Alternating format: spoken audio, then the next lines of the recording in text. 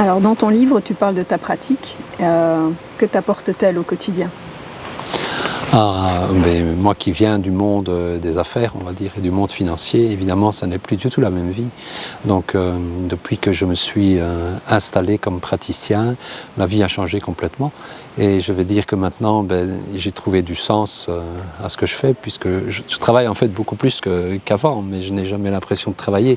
La pratique est réellement ce qui sous-tend, ce qui soutient ma vie quotidienne à chaque instant, au cabinet ou ailleurs. Et donc le shiatsu, j'ai failli appeler le livre le shiatsu, un art de vivre, mais finalement j'ai opté pour un art japonais parce que c'est encore beaucoup plus qu'un art de vivre, c'est quelque chose qui réellement m'habite à chaque instant, est devenu une passion, et donc c'est pas mal ça comme apport. C'est génial. Je crois. J'ai été fort touchée par le chapitre sur l'intuition et le quantique. Et tu dis toi-même cette phrase, on n'y comprend rien, mais ça marche. Qu'est-ce que tu veux dire par là? C'est un petit peu tout le débat de la crédibilité scientifique du shiatsu, parce que évidemment il y a la pratique, et puis il y a aussi les personnes qui disent oui mais on n'y croit pas parce que vous ne pouvez quand même pas démontrer ce que vous faites.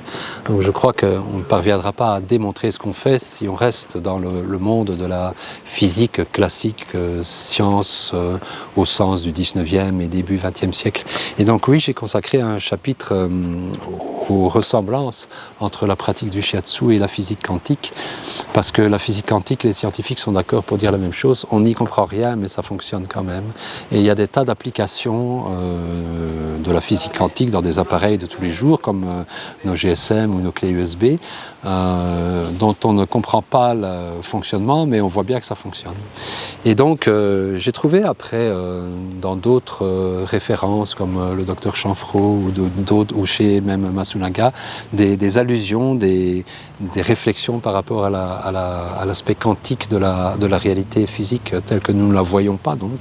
Et quelque part, la pratique du shiatsu, on travaille sur le ki, sur des méridiens, ce sont des choses qu'on ne peut pas objectiver, qu'on ne peut pas mesurer, qu'on ne peut pas détecter avec des appareils de mesure au sens commun.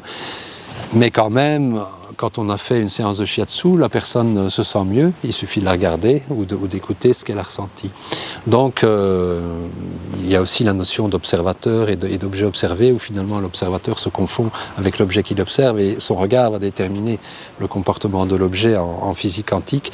C'est pareil, il y a la force de l'attention, il y a l'échange ressenti entre soi et la personne sur qui on travaille. Et donc oui, toutes ces analogies, j'ai au fond fait un petit travail basé sur la pensée orientale. Toute la pensée orientale est basée sur l'analogie. Tiens, quand je fais ça, ça me fait penser à quelque chose d'autre. Et bien, quand je fais du shiatsu, je pense à la physique quantique, et quand je lis sur la physique quantique, je pense au shiatsu.